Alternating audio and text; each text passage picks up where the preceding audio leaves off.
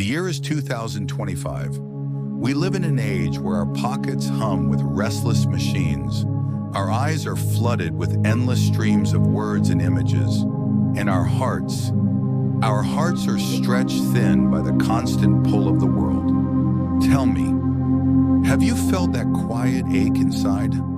That longing for stillness that no weekend, no vacation, no quick escape seems to satisfy? You are not alone. All across the world, young and old alike crave the same treasure: peace. Not the silence of an empty room, but the deep, unshakable calm of a spirit that does not tremble when storms arrive.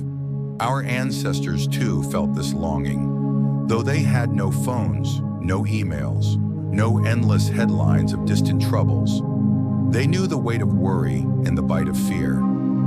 And from their struggles were born two powerful paths, one from the marble forms of the West and one from the quiet monasteries of the East.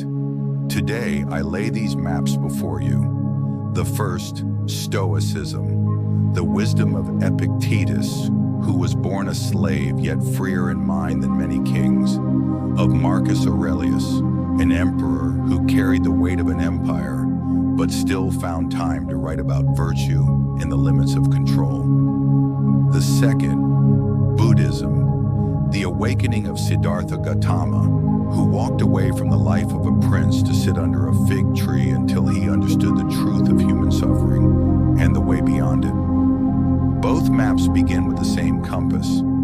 Peace is not a gift from the world. It is a garden you grow within yourself.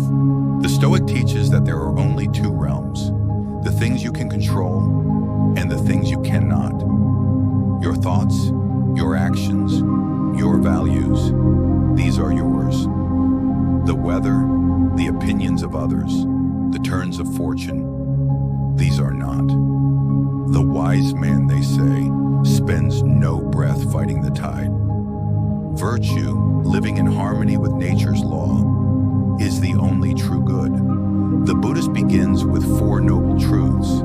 First, that life contains suffering. Second, that suffering often springs from our craving and clinging. Third, that there is a way to be free of it. And fourth, that this way is the Eightfold Path. Right view, right intention, right speech, right action, right livelihood, right effort, right mindfulness, right concentration. One teaches you to guard your mind like a fortress. The other teaches you to let the gates swing open, so nothing may be trapped inside. Both, in their own way, seek to free you. Practical application, daily tools for peace. But knowing the way is not the same as walking it, and so we speak of practice. A Stoic may rise in the morning and write, "Today I will meet with interference, ingratitude, arrogance, disloyalty, ill will, and selfishness." He does not write these words to darken his mood, but to ready his heart.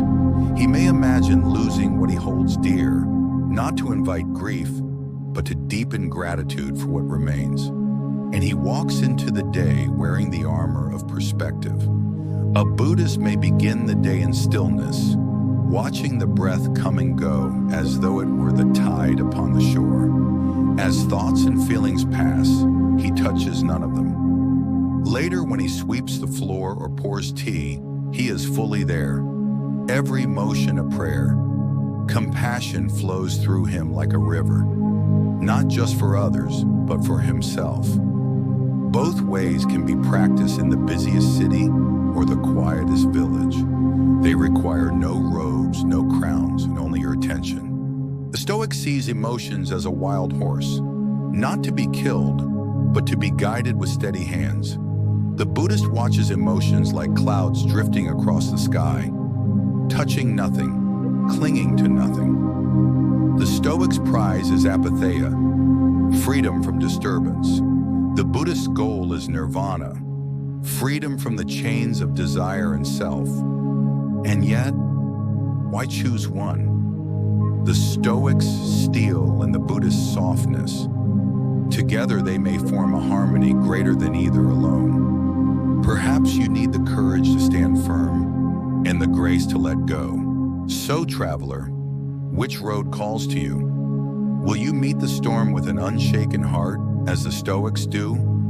Or will you release the rope that ties you to the storm, as the Buddhists teach? Perhaps you will weave a path from both, as many wise souls have before you. Do not just listen to these words, try them. For 1 week, live as the Stoic. Write each morning. Hold your virtue above all else. Refuse to wrestle with what you cannot change.